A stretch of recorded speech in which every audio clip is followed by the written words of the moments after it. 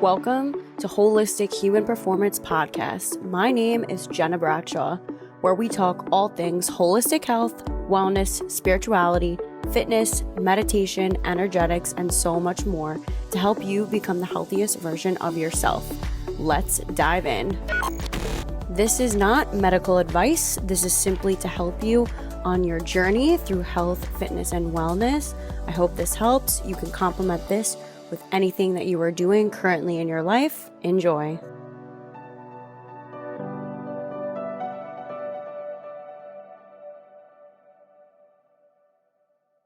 It's here. I am so excited to announce that Reclaim Your Health Academy is officially open.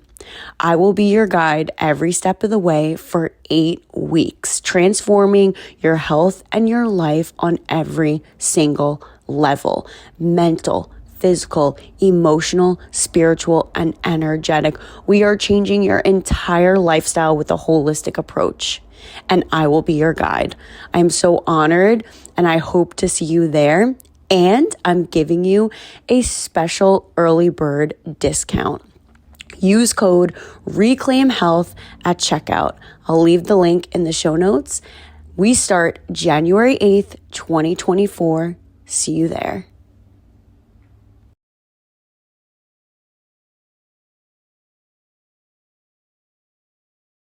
Hello, everyone, and welcome to another episode of the Holistic Human Performance Podcast. I'm your host, Gena Bradshaw, and today we have a special guest, therapist Jake Eagle, who is also the co-author of The Power of Awe. If you guys are on YouTube, I have it right here with me. It was a phenomenal read. This is to overcome burnout and anxiety, ease chronic pain, find clarity and purpose in less than 1 minute per day. I was super intrigued by the title, and I really couldn't put the book down. And, this really goes into the science behind an emotion, which is so fascinating. And so without further ado, Jake Eagle, welcome. Hi, Gena. Hi. Nice to meet you. Yeah. You too. So welcome to the podcast. Thanks for coming on. My first question is number one, what does awe stand for? And then number two, why don't you just tell us what you do and how you even got to writing this book? Yeah. So I am a psychotherapist. I've been in private practice for 27 years, and I did those years in Santa Fe, New Mexico. But I'm talking to you today from Hawaii because my wife and I moved here about 6 years ago. Nice. So now we're in Hawaii, and I do a little bit of work, but I'm semi-retired at this point.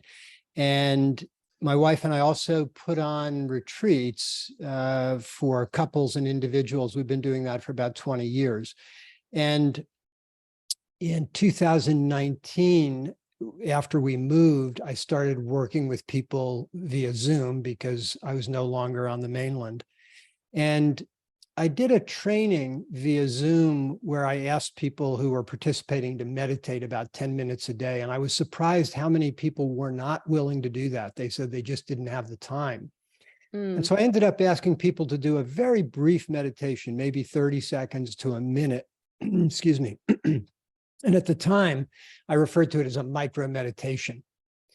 And in that course that I was teaching was my colleague, Dr. Michael Amster. He's the co-author of our book, The Power of Awe. And Michael came up with the idea that what I was doing was asking people to microdose on mindfulness. And that idea really stuck. And what was so interesting is that the people who were doing the microdoses of mindfulness were getting results that were equal or better to the people who were doing 10 minutes a day.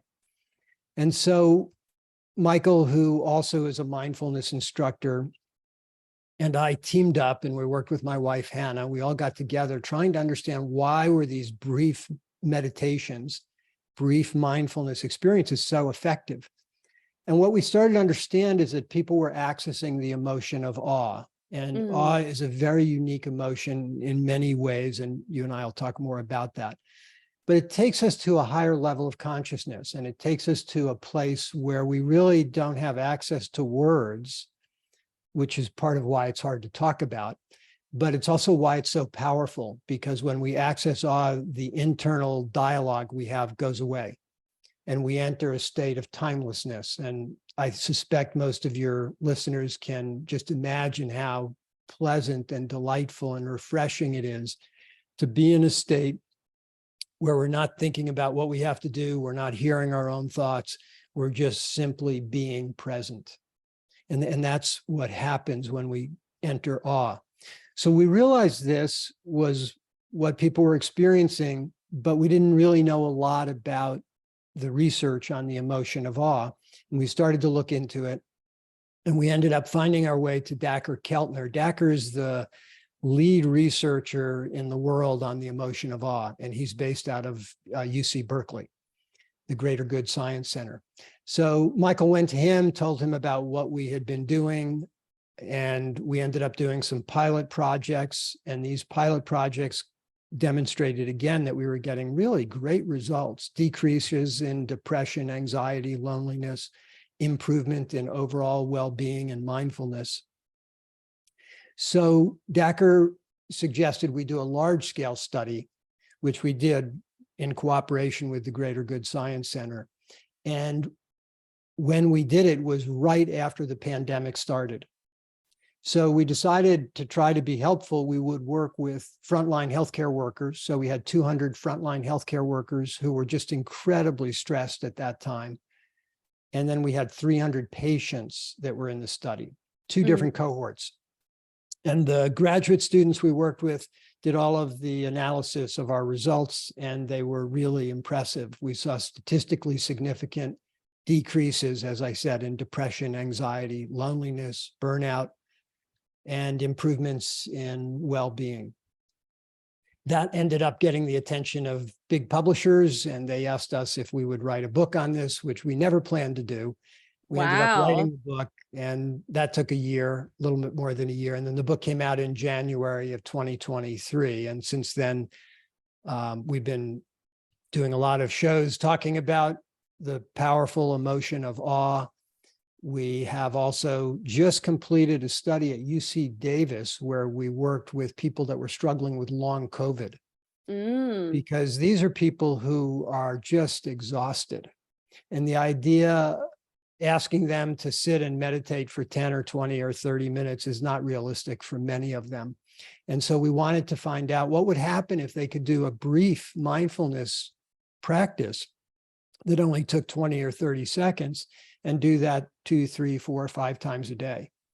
We don't have the results yet. We just finished the study about a month ago, and we'll know in another couple of months, but we're very excited to see where that goes. Yeah, me too. That's so intriguing. Yeah. Now, okay.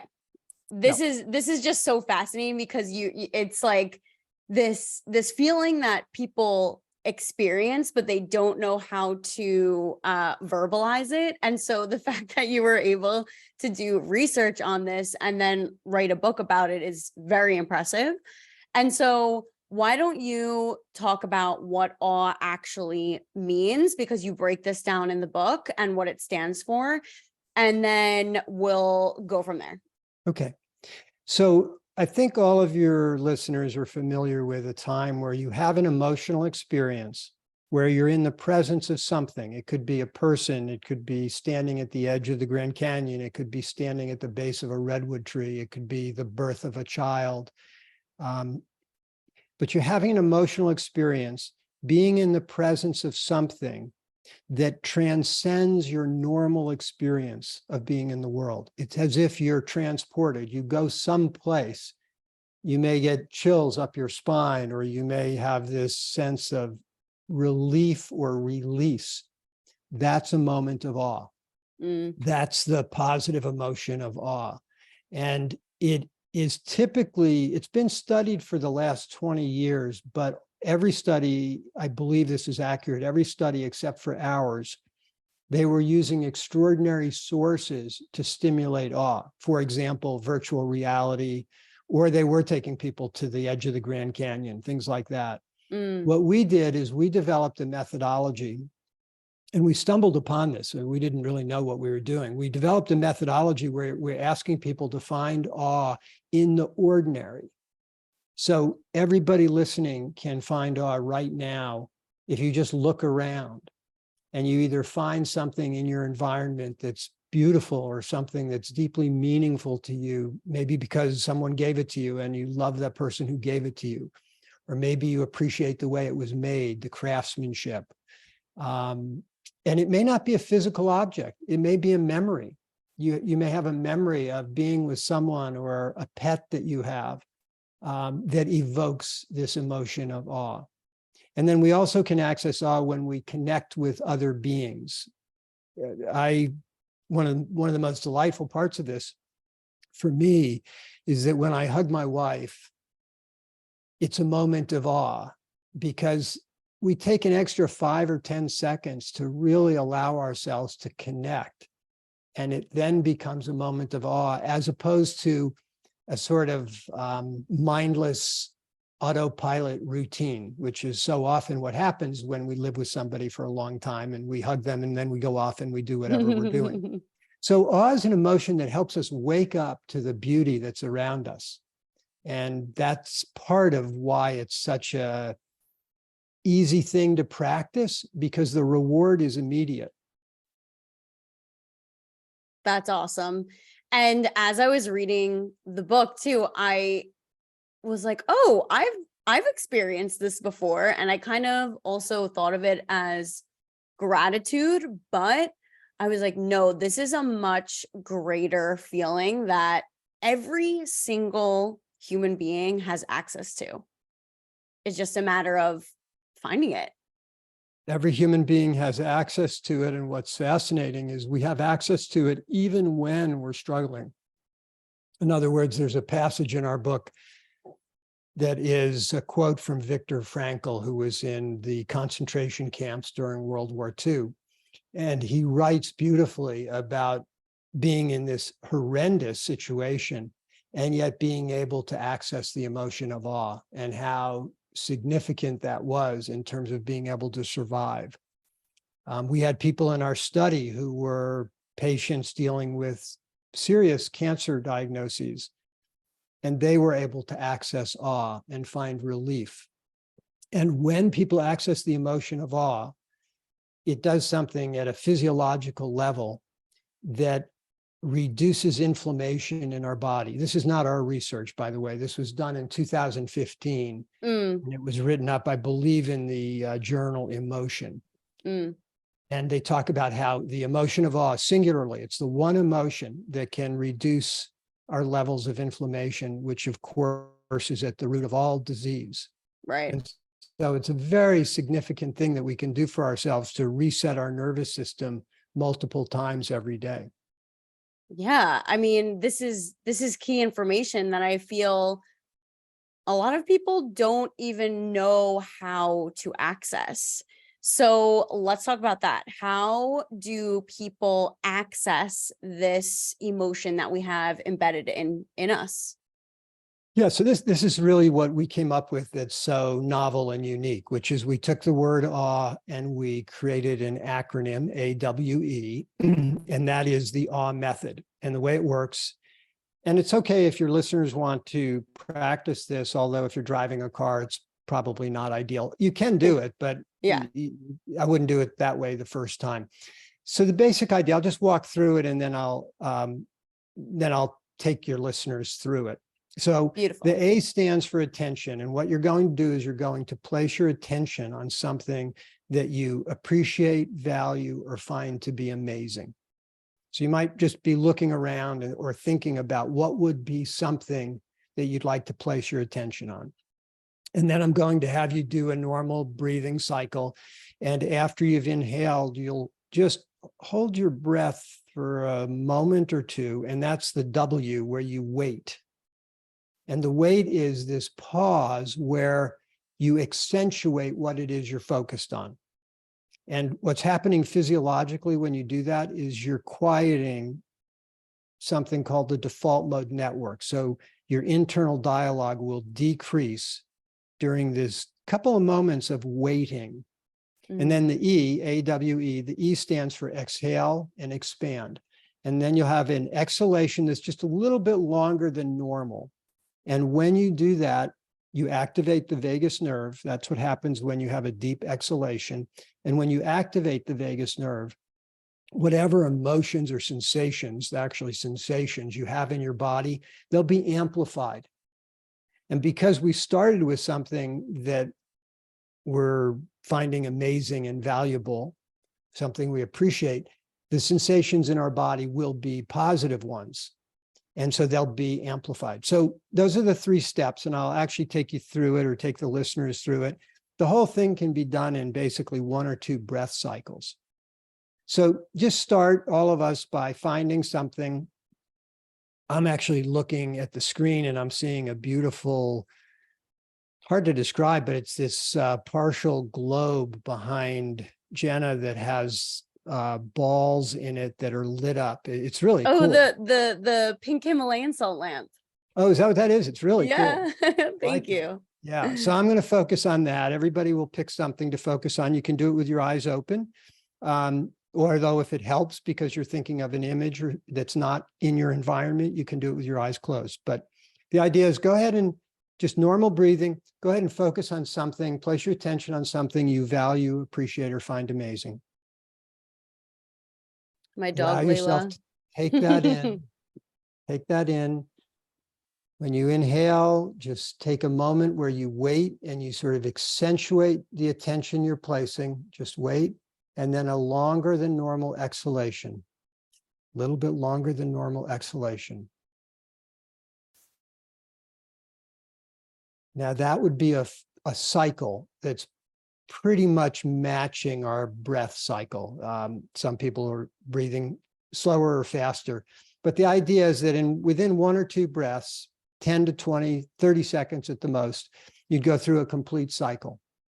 And what I notice, I've been doing this now for almost 4 years, what I notice when I do it is I get this release in my spine. I feel this sense of energetic alignment. There's a spectrum of awe. Some people will have a very subtle, sweet, or pleasant experience. Other people will have a really significant moment of awe, which we call an orgasmic moment. And those are really delightful. And there's no right or wrong way to do it. So what I find in the beginning is the only thing that inhibits people is that they try too hard. And if you try too hard, it means you're thinking, you're working, and then you impede the process.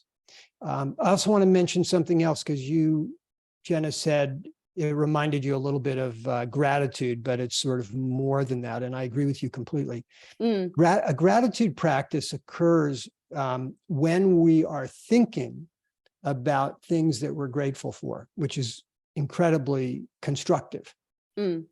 The emotion of awe is a slightly higher level of consciousness where we're no longer thinking. We're no longer thinking or talking ourselves into gratitude.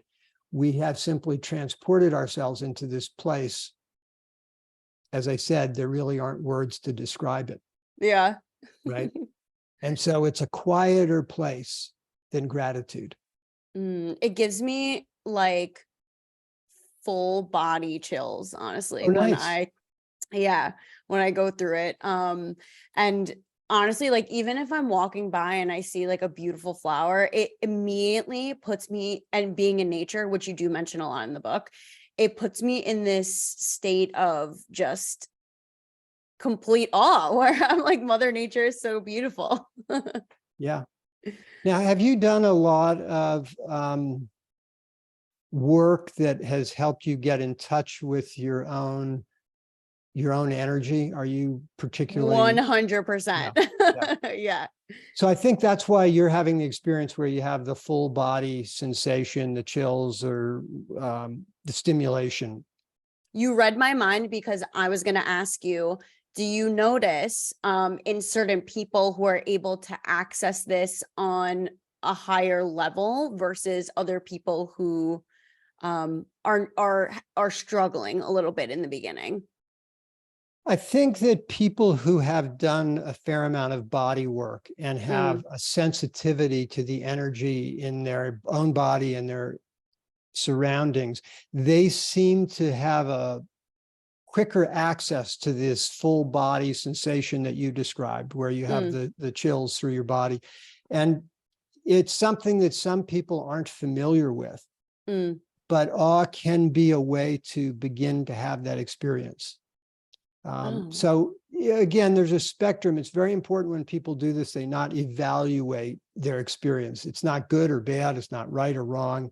It's simply, do you have an experience that you would label as being positive? Because if it's positive, then you are motivated to keep practicing.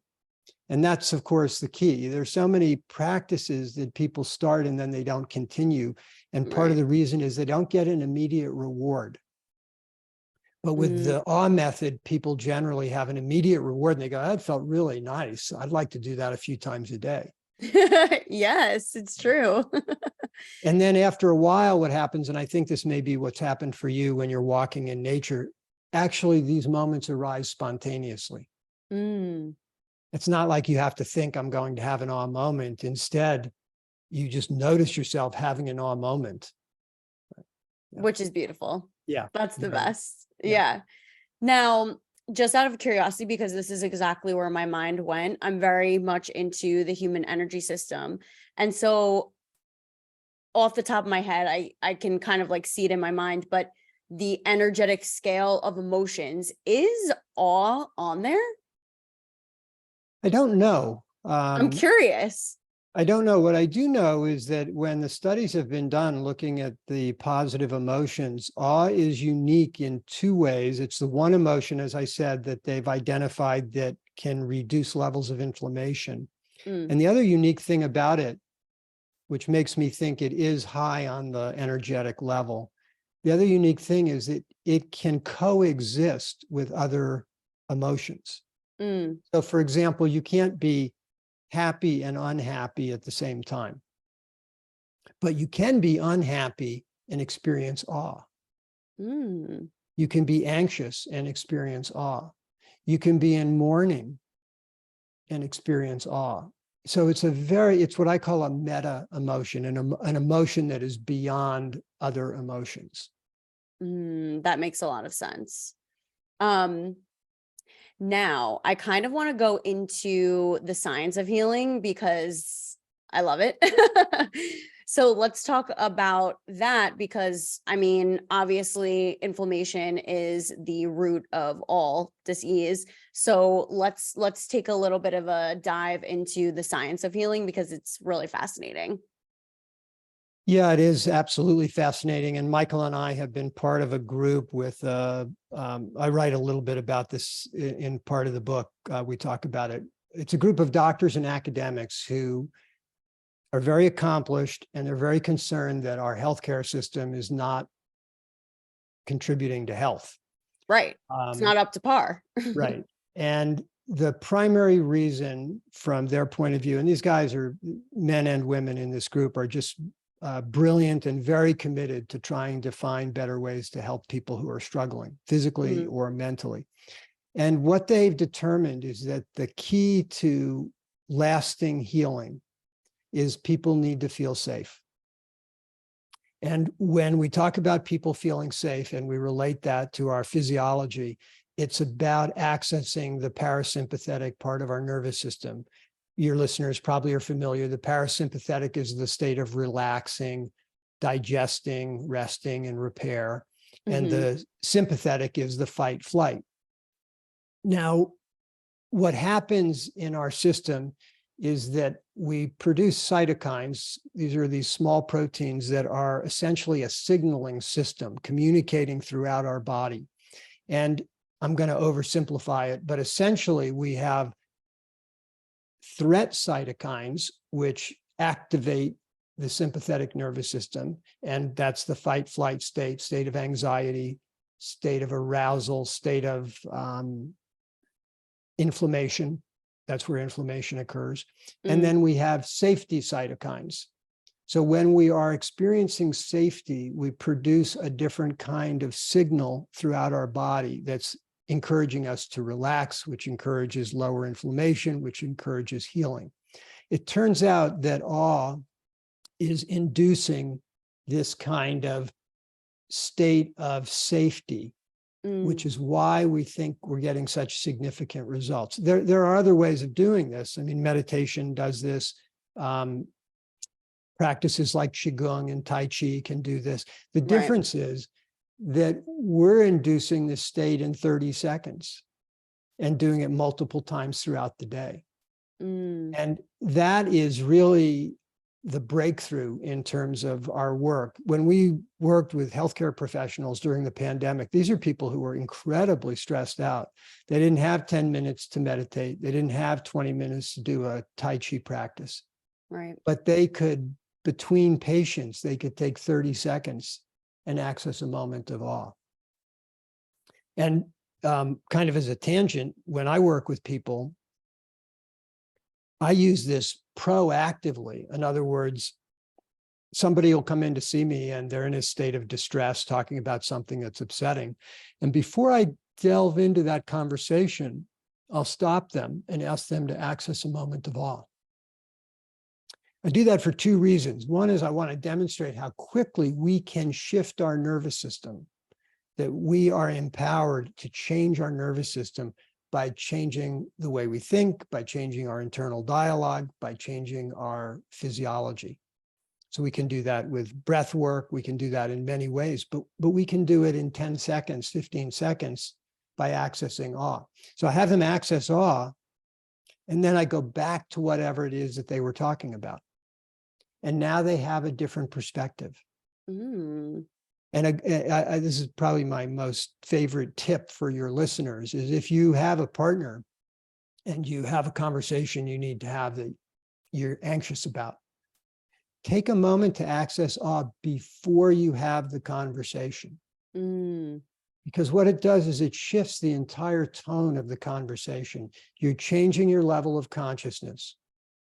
And that is a higher level than trying to change the subject matter or change the way you talk about the issue. That's what we're all trained to do. Do things like active listening, repeat back to our partner what they say. All good stuff. I'm for all of that. Right. But we're doing that from a lower level of consciousness. There's still going to be tension in the conversation. Whereas if we can shift to this higher level by accessing awe, we completely change the tone of the conversation. That is so helpful. And you can use this tool, you could put it in your toolbox, and you can use this whenever, wherever you are. I mean, it literally takes 10 seconds. That's amazing. And the fact that it happens so organically, and in a very helpful way at a time when the world was in complete, chaos and distress. It's no coincidence that you landed on this. Yeah, we not only do we need it personally, but we need it politically, we need it globally, we need it in so many ways. And one of our beliefs is that if, for example, if you're in awe of another person, you can't harm that person. You can't be disrespectful to people when you're in awe of them. Right. And so, and it's, and we can be in awe of people even if we disagree with them. Right? Yeah. Yeah. I think we all need this in our lives, because at the end of the day, this is something that we are not taught. We are not taught this in school. The youth needs this. This is so beneficial for kids in school if they're getting anxiety before tests. I mean, in so many situations that we can just countless, where you can access this meta emotion. I like that, by the way, the meta emotion. And I mean, it takes no effort. Right. It's amazing. And what's so interesting too is that kids do this naturally, right? They do this all the time before they go to school. They do it when they're very young, and then they go to school, and slowly, slowly, slowly, they probably have less experiences of awe. Yeah. And that's really unfortunate. And we could take kids at a very young age and we could encourage them to take time to access awe, to access the beauty, the amazement that's always around us. Yeah, absolutely.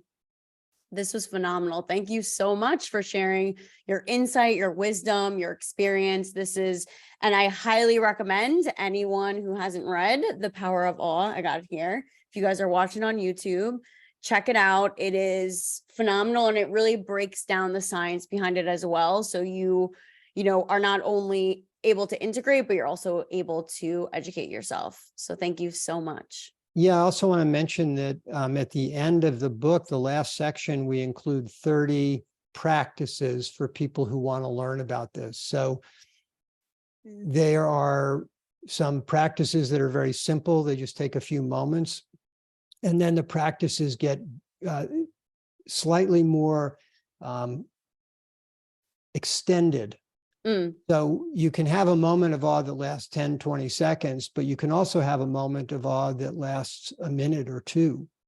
And the book guides you through a series of examples of experiments, we call them, or experiences that allow you to broaden your relationship with moments of awe, kind of how to do this. And I guess the final thing I would like to say is that I think one of the ways to start is to commit to practicing awe 3 times a day.